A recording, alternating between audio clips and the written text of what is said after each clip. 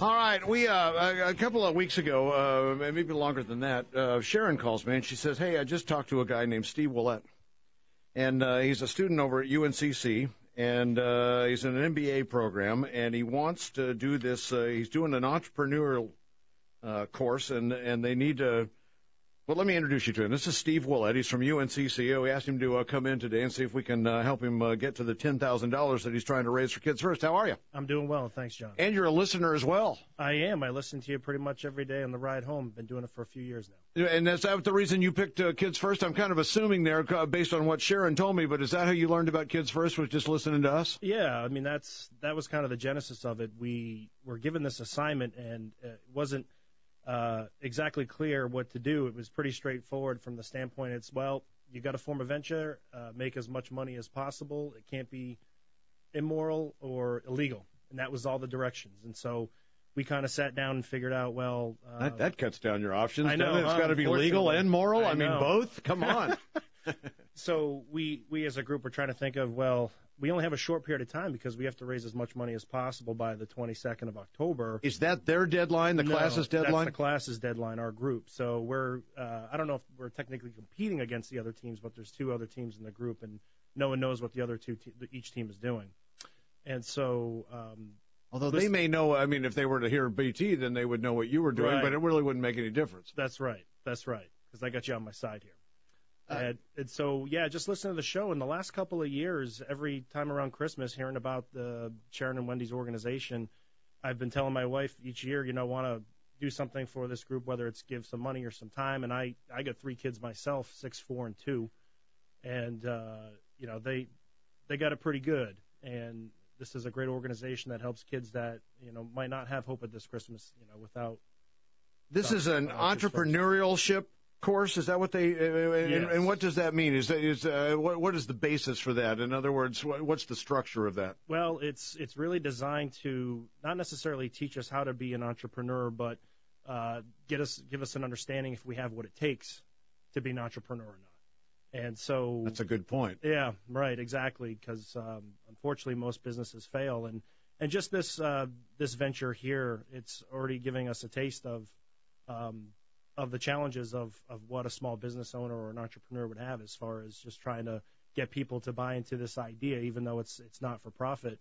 We still, are at times struggling getting the people to buy into what we're trying to do. So this is supposed to be a fundraising type of mechanism? It can be for profit or not for profit. We went for the not for profit route. And you don't know what the other two teams have what they're doing? No idea. So they could come back and say, well, we invented the wheel. Yeah, it could be a solar-powered flashlight or a parachute that opens up on impact, something like that. Yeah, I don't know. All right, so you've been up online on this GoFundMe site, which is on the Hancock page at WBT.com for what, 8 days, yes. 9 days, something like that? Yep.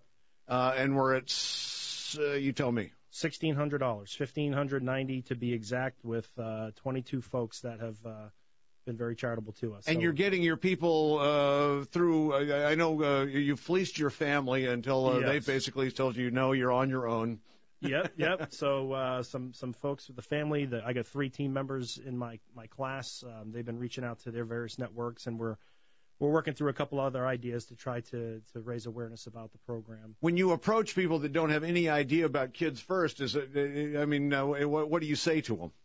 I really tell them the story. I talk about how it's a grassroots organization, Wendy and Sharon, and you met with Sharon, did you not? We did. I met with both of them, and I mean, it's amazing. These ladies start with 0 every year in terms of a budget, and they do so much good. I mean, when you think about Christmas alone, about 1,000 kids at $80 a kid, you do the math, starting at 0. Yep. And Thanksgiving, hoping to feed about 50 families, and that's probably $40 to $50 a family, and they got needs throughout the year, and that's part of why I know it's a little bit early. We're not the Christmas carols aren't starting yet, probably after Halloween, right?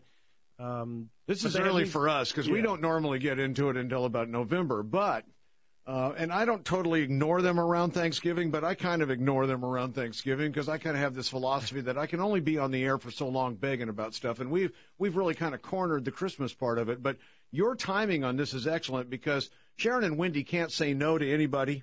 Right. And they know every situation in town. The people who fall through the cracks of all the agencies and everything, they catch them. Mm-hmm. And they started doing Thanksgiving a couple of years ago, same way the Christmas thing. You know, first year Sharon takes care of about 4 families, and before you know it, we're taking care of 1,000 kids. Right. They started feeding a few families 5 or 10 years ago or whatever it was. And what are they doing? 75, 100 dinners now, or family dinners for Thanksgiving. So the money that you raised, despite whether it makes them $10,000 or not, is going to aid them in their Thanksgiving and kind of get us started for Christmas, because you kind of need some seed money just to get started. That's right. So, all right, hang on for a second. Sure. We'll come right back to you. Steve Ouellette is his name, and if you would like to contribute to his cause, and listen, I'm talking, if you got $5 or $10, throw it in there.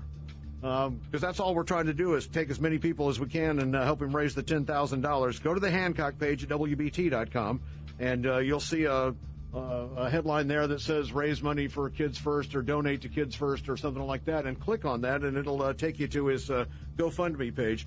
And we'll see if we can't be instrumental in helping with the $10,000. You don't have $8,000 we can borrow, do you, Boomer? No, I'm start digging. Come on. 6,000, 5,000, 4,000. You got a grand? Let's go. Come on. $500. You got a buck? Let's go. Traffic and it's weather. a great cause too. Gosh, It's always a great cause. Really Kids First is people who listen to the station, I think, probably know about Kids First. So yes, sir. Every year, just about right now, it seems like somebody steps out of the darkness and says, hey, I want to help you with your Kids First deal. And it usually motivates us. I mean, we've had kids that have done collections and I don't know, but there's always somebody that kind of kickstarts us for the Christmas season. So here we are on October the 8th, and you think, oh, well, we still got plenty of time, but it's, 2.5 months, we're there. And then you add in Thanksgiving and Halloween and all that kind of stuff.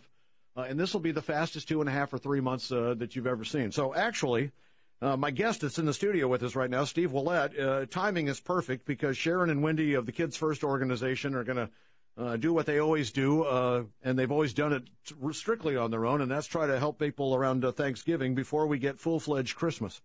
So Steve is over at UNCC, and he's in an MBA group. What's your major? Yeah, I'm taking a concentration in management. Yeah. Where are you originally from? Rhode Island. Oh, we were just talking about Rhode Island. I didn't want to say that I'm, from up there because you gave a guy a hard time yesterday about being from Massachusetts. So yeah, but we're just almost dissing the people from the South because there is some other mentality is don't tell us how you did it up north down That's here. Right. But you know what? We've become such an exclusive city unto ourselves. Now that we're world class, we don't worry about those damn Northerners That's anymore. Right. I've been here from 6 years, so I'm fully acclimated. Now, how did you get to Charlotte? Work. Yeah. And my wife and I, we lived in Raleigh-Durham for a couple of years, and we ended up going back because most of our family's in New England. It was one of these things where, family stuff and my old firm asked us to come back out of the blue, and we made a decision to go back. But we really enjoyed Raleigh-Durham. We loved being in the South. And an opportunity came up, which was more of the direction I wanted to go anyways, and I was fortunate to have this opportunity. And then UNCC came after that? Yeah, I'm an older MBA student. I'm, 39 years old, so I went back a little bit later. Company I work for gives a good amount of help towards getting a degree, so I figured why not, and fortunately my wife's really supportive about it with 3 kids under 6, so we got a lot going on. Yeah, that's very cool. You had said that we'll probably meet your kids around Christmas time when we're doing the wrapping of the presents on Saturday or something like that, so I'll look forward to that. Your family will, I love it when people can see it. Yes. There's a lot of people that give money to it, and obviously when we get to the actual kids' party on Sunday, we kind of close the doors just from a security standpoint, and we got more than we can handle in a small room anyway. But people that come out on that Friday night bike drive, I mean, that's just taking on a life of its own, and the Saturday wrapping thing. Steve has got a project for an entrepreneurship course. And he's formed this venture with Sharon and Wendy at Kids First, and by the 22nd of October, his initial goal is to raise $10,000. So got about $8,400 to go or something like that. Yep. But he's only been up for 8 days. So if you're interested in helping him out, go to the Hancock page at WBT.com and donate a couple of bucks. And I'm serious. If a whole bunch of you would donate, $5 or whatever, it'll all add up. And if we get to the goal of $10,000, that's great. But if we completely screw up and only come up with $6,000, well, that feeds a lot of people at Thanksgiving. Sharon and Wendy would be doing backflips. So whatever it comes out to be. Now, what happens if you don't raise the thing? They flunk you out of UNCC. They take away your family. No, I think we'll be okay. It probably depends on how the other teams do in terms of how much money they raise. But again, we don't know what projects they're doing, if they're doing not-for-profit or for-profit. But I'm pretty confident our grade will be okay. It's all about the effort and talking about what worked well and what didn't. You will find out what they're doing. Will you find out what they're doing on the 22nd? On the 22nd, I'll be flying back from Orlando from work and be giving the presentation that night.